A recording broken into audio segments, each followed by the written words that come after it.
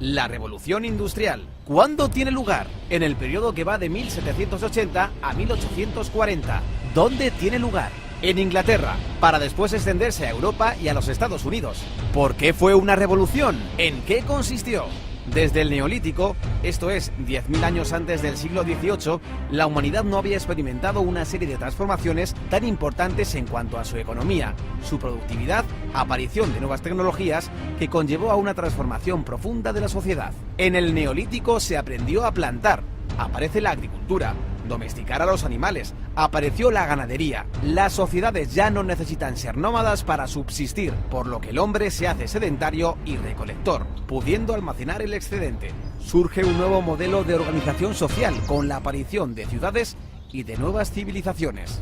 Con la revolución industrial se va a vivir otro salto cualitativo en la forma de vivir. Se va a pasar de un sistema rural de producción manual, basado en la agricultura, a un sistema de producción industrial en las ciudades. Vamos a desgranar cómo van apareciendo estos cambios. Nos situamos en la segunda mitad del siglo XVIII. En Inglaterra, las 13 colonias británicas en América acaban de independizarse, hecho que marca el inicio de la Edad Moderna. Es la época de las revoluciones liberales y el derrocamiento del antiguo régimen. Desaparece el poder absoluto del monarca. Los súbditos se convierten en ciudadanos que van a poder tomar decisiones sobre su propio destino. Desaparece la brecha social entre los privilegiados y el pueblo llano, con el surgimiento de una nueva clase social, la burguesía, una clase revolucionaria enfrentada a los estamentos de los privilegiados. ¿Por qué la revolución industrial comienza en Inglaterra? En Inglaterra se había instaurado 100 años antes el sistema parlamentario, definido ideológicamente por el liberalismo de John Locke, basado en la división de poderes, la economía de mercado y la libertad individual. Este modelo fue copiado después por Estados Unidos, Francia, España y es el modelo que se usa hoy en día en casi todos los países democráticos.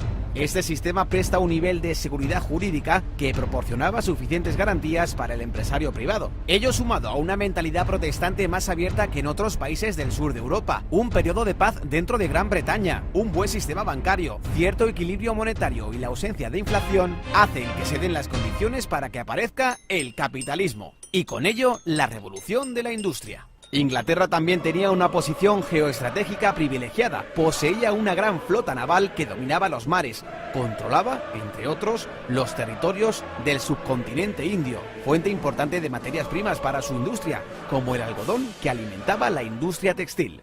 El proletariado. Con el nacimiento de la burguesía nace también el proletariado, los trabajadores o clase obrera que carece de propiedades y medios de producción, por lo que para subsistir se ve obligada a arrendar sus fuerzas de trabajo a la burguesía propietaria de los medios de producción. Las condiciones laborales de los trabajadores eran todavía muy precarias, con largas jornadas de trabajo y malas condiciones sanitarias. Pese a esto, supusieron un gran avance respecto a épocas anteriores. Hubo un éxodo del campo a las ciudades. Las grandes ciudades mejoraron su alcantarillado y mejoraron las condiciones de salubridad. Se redujeron las epidemias y Edward Jenner descubrió la primera vacuna contra la viruela. Se redujo la mortalidad infantil. La consecuencia fue una gran explosión demográfica. En un siglo se triplicó la población del país. Aumentó la esperanza de vida de los 35 a los 50. El capitalismo trajo progreso y el salario medio en Inglaterra se duplicó. Los precios bajaron y mejoró sustancialmente la calidad de vida. Aunque el nivel de vida mejoró en el cómputo general, los grandes beneficiarios fueron los burgueses, que pasan de ser una clase social revolucionaria a una clase acomodada. La burguesía, cuya situación de privilegio social se basa fundamentalmente en la fortuna, desplaza definitivamente a la aristocracia terrateniente, cuyos privilegios estaban en su origen o en sus vínculos de sangre. Pero el nivel de vida de la clase obrera todavía tendría un amplio margen de mejora, y si no, que se lo digan a Karl Marx.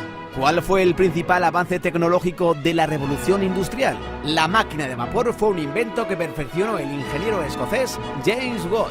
La máquina de vapor consiste en un motor de combustión externa que transforma la energía térmica de una cantidad de agua en energía mecánica. Por la flecha roja a la izquierda entra el vapor de agua calentado por una caldera de carbón cerrada herméticamente. Se genera vapor de agua, lo cual produce la expansión del volumen de un cilindro empujando un pistón.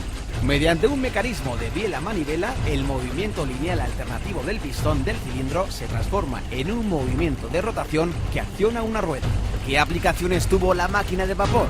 La introducción de la máquina de vapor en las distintas industrias fue el paso definitivo en el éxito de la revolución industrial, pues su uso significó un aumento espectacular de la capacidad de producción. Al elevar la capacidad de producción, se disminuye el tiempo de fabricación de los productos, dando paso a la producción en serie. Se simplifican tareas complejas en varias operaciones simples que pueda realizar cualquier obrero sin necesidad de que sea mano de obra cualificada, y de este modo bajar costos en producción y elevar la cantidad de unidades producidas. Los modelos anteriores de máquinas de vapor a los de Watt se habían usado para el bombeo de agua. La máquina de Watt introducía el movimiento rotatorio, por lo que se pudo usar para suministrar energía motriz a otras máquinas, como un molino harinero, un martillo de forja, para elevar carretillas con mineral en las minas mediante raíles metálicos o para la floreciente industria textil del algodón. Pronto se realizaron los primeros experimentos para aplicar el vapor al transporte terrestre.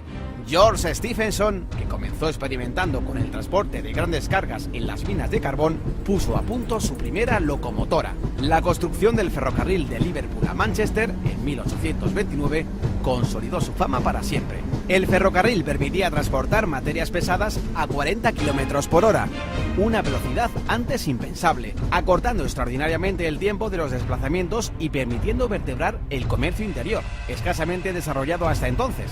El volumen de los intercambios se multiplicó. También se aplicó el vapor en otro ámbito de la industria del transporte, la navegación fluvial y marítima, con la invención de los barcos de vapor. Otro avance digno de mención fue el alumbrado público de gas. Las ciudades se convirtieron en lugares más seguros para viajar. Al instalar lámparas de gas en las calles, se redujeron las tasas de delincuencia. Al final de la revolución industrial, las ciudades se habían transformado. La población de Inglaterra se había triplicado. Las ciudades de Birmingham y Manchester prosperaban como ciudades textiles. Ruedas mecánicas tejían su tela y sus chimeneas echaban humo sin parar. Aparecieron ferrocarriles, modificando y vertebrando el trazado de las ciudades. Y en los muelles, barcos de vapor. La vida cobró nueva animación. De una nación que labraba el campo, Inglaterra de pronto se había convertido en la primera nación industrial del mundo. Pero todo esto solo es el principio, pues a partir de 1850 entramos en la segunda fase de la revolución, conocida como la Segunda Revolución Industrial.